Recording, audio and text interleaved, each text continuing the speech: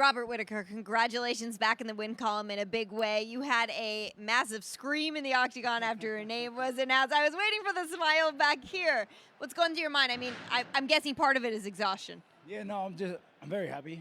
You know, you probably saw it and everybody else. I put a lot of pressure on myself this week.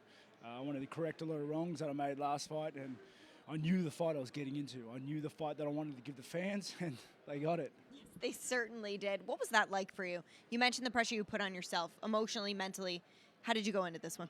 Yeah, you know, there was a lot of pressure going into it.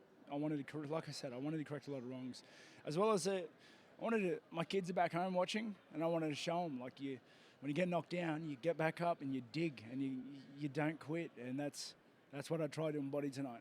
What a beautiful example for all those kiddos.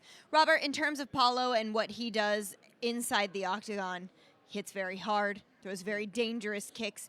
For you, where were those moments where you knew you had to be very leery? Definitely his kicks.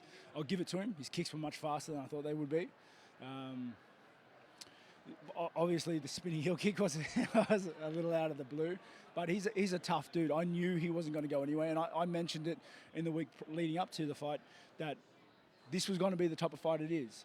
He's a bully. If you let him do what he wants, he's very powerful, he's very offensive like that. So I did exactly what I said I was going to do. I'm going to take the fight for him, look for his scalp the entire 15 minutes. You did that. Your kicks were great weapons. You also threw some wonderful combinations, never really throwing single punches, but making sure there was multiple things coming his way. For you, what do you feel like was the biggest tool that led to your hand race? Definitely my aggressiveness. I think my aggressiveness and pacing. I took the fight to him. You know, I said that was my road to victory, and yeah, it led me to victory. Talking about the pace, how did you feel at the end of those 3 rounds? Because all of us at the commentary booth in the octagon, we were all thinking, imagine if this was 5 rounds. But oh my gosh, you guys going 5 rounds, it seems like a lot. Yeah, well, that's the pace I wanted to put on. That's the type of fight I wanted to set. I wanted it to be a firefight. Preferably, I didn't want him to stay in the firefight, but you know, he did.